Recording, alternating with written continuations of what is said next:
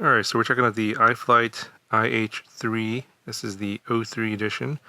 And this is an old frame. Technically it's an updated frame of an old frame from like 3-4 years ago. And we got the DJI 03 system in here.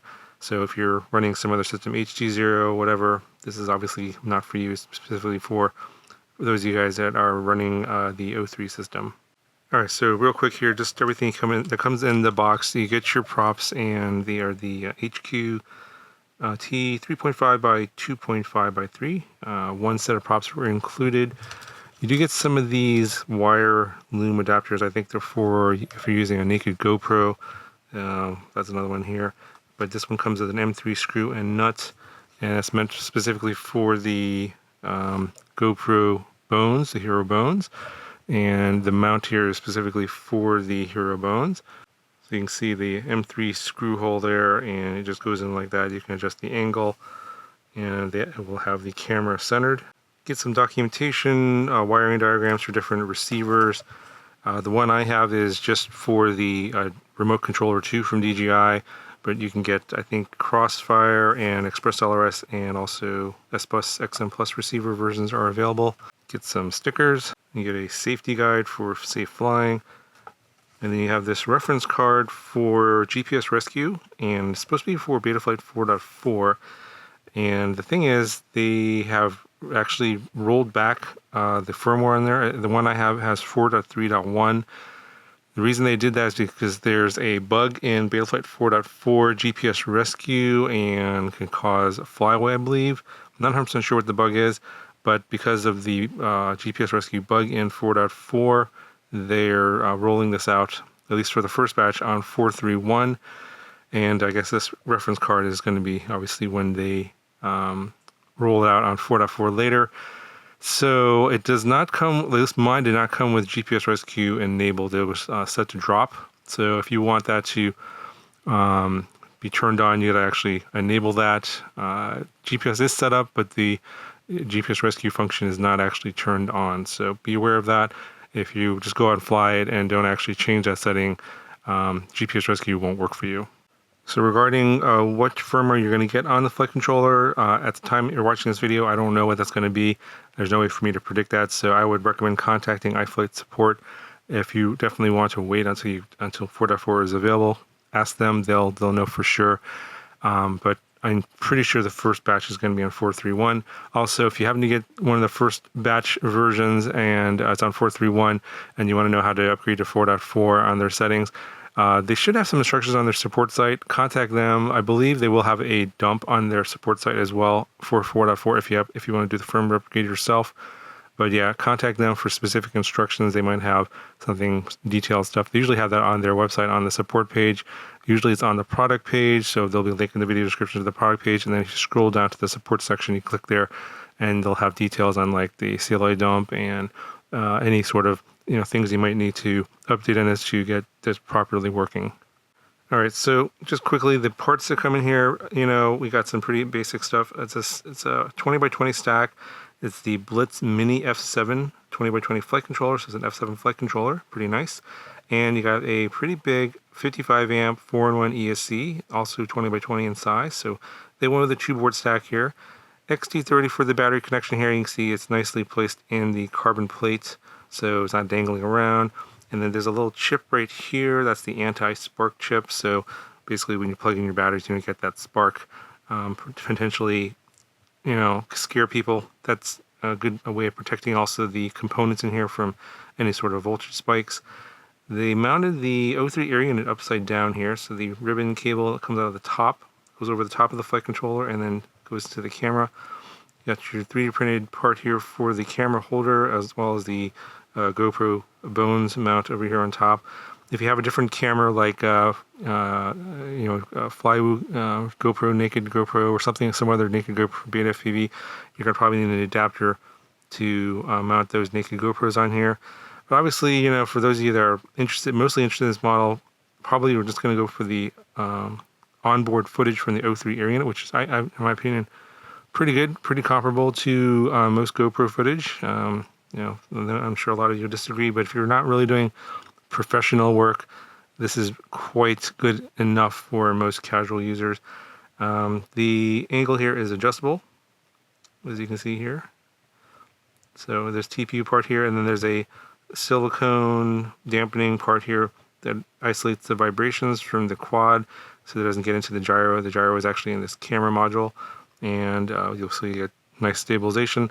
Now you'll see that well, the footage that you'll see is very smooth because it's been stabilized in camera via the gyro data and Rocksteady, which is what I prefer. I prefer just capturing the footage in 16:9 format in wide field of view with Rocksteady turned on, and I do record it in 10-bit color, desynth color, and then just color graded in post, and I usually gives me the best results. Now, some of you guys are like, well, why don't you use gyroflow?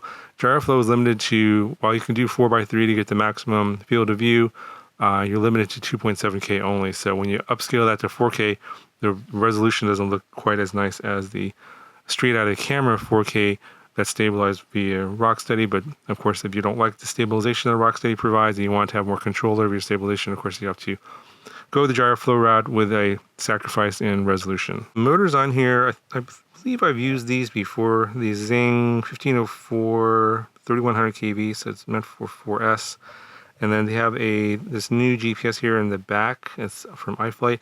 It's okay. It takes a while to get a lock, so I typically will just fly it around for one battery, and I actually change my settings so that I can arm without a lock. And then I'll fly it around a little bit. And then after about flying around for like maybe 5-6 minutes, I'll get a lock. And for flights after that, it gets locked pretty quickly. But the first time that you're flying this, you're going to probably want to fly one battery for like 5-6 minutes, depending where you're at, before it'll get a lock. It has to do with this, where it's placed right here. It's like right underneath the VTX antenna that's transmitting like crazy. And that tends to block some of the signal that goes to this antenna here. Don't know why or how this became popular to put the GPS antenna. This is the worst place to put it. It should be, it's better to put it up in front over here, but of course if you're running a naked GoPro, that doesn't work out so well. But yeah, right here is actually the worst place. So it does take longer to get a lock, but once you get a lock for subsequent flights, it'll get a lock much faster. So the overall frame design, pretty simple. It's a standard H style design here, not really meant for freestyle. It's more for like cruising and cinematography. Obviously not for racing either. You got a single bottom plate, 3 millimeters thick. So you got some tapered arms here. So if you crash this really hard, you're probably going to break the arms and have to replace the whole bottom plate. Top plate goes all the way across, 2 millimeters thick. It's okay. Probably going to be okay in most crashes, unless it's super severe. But yeah, this thing isn't as light as I think a lot of people were expecting. And for whatever reason, a lot of the people that are into sub 250 builds were, I guess, very hopeful that this would be under 250 grams. And it turns out that it is way over. So let me go ahead and show you what this weighs. So it's coming in at 214 grams, no battery. And then I flew it with a few different batteries. They give you different amounts of flight time. So the advertised flight time, 4S 850, they're saying 12 minutes, I think. And then 4S 1050 was like 15 minutes. And I didn't get that. Maybe I wasn't using the right batteries, or they're using different kinds of batteries. I think they're using a Tattoo 850 Force, non-high volt, and I'm using a 4S GNB 850 high volt, which I think is lighter, so technically should give you more flight time. But I was getting more like 7 minutes on the 850, but I probably didn't run the voltage as far down as they did. So I don't like to abuse my batteries and run it all the way down to like 3 volts. I suppose if you run it down to 3 volts, you can probably get the 12 minutes. I'm a little bit more conservative on how I run my batteries down, and I landed it around 3.3 volts. So yeah, definitely could have flown it longer if I wanted to sort of abuse the batteries more, but that's not what I want to do with these. So, and then on the closest ones in size I have is this GNB 1100. And on this one, I was getting a little bit under 10 minutes, running it down to from like 4.35 volts to like 3.3 volts. So again, I could probably squeeze out a little bit more if I run it all the way down, but I don't tend to do that. And I'm sure, and you know, when these companies advertise their flight times, they run the battery all the way down. So I guess their flight times are advertised for single-use batteries. And then if you want to go for even more flight time, you can go with something like this 18650 four cell. And this one comes in an XT30. This one's from Flywoo. I think this is 3000 milliamp hour, I believe. And this one here, I did not actually do a full flight test on this one. So I charged this up to 4.2 volts. And after about 15 minutes, it was still at like 3.4 volts. And it kind of stood there for a while. It sags pretty quickly. These lithium ion cells. So it went from like 4.2, like pretty much like right away, all the way down to like 3.6 within the first 30 seconds, and stays around there for like forever, like 3.6, 3.5. And so I got tired after 15 minutes, and after about 3.4 volts, I landed. So you could probably get even more on something like this. And of course, it kind of depends on how you're flying it and the flying conditions. But yeah, it's your flight times are going to vary a little bit. But I think that's kind of what this sort of platform is meant for, is cruising, maybe a little bit of long range and some flight time. So let's just show you what the weights are for these three different batteries. So it goes from 214, and then with the Force 850, it's 300, and then this battery is actually 1100, is about the same weight, and it's about also 301, 302. And then with the for the lithium ion 4S, it bumps all the way up to 410 grams. So clearly, unless you're using a super tiny Force battery, you're not going to be able to get this under 250 grams. And I'm sure there's some of you guys out there like, well, why aren't they making sub 250 builds for us guys that want sub 250 builds? Well, the reason is they don't sell.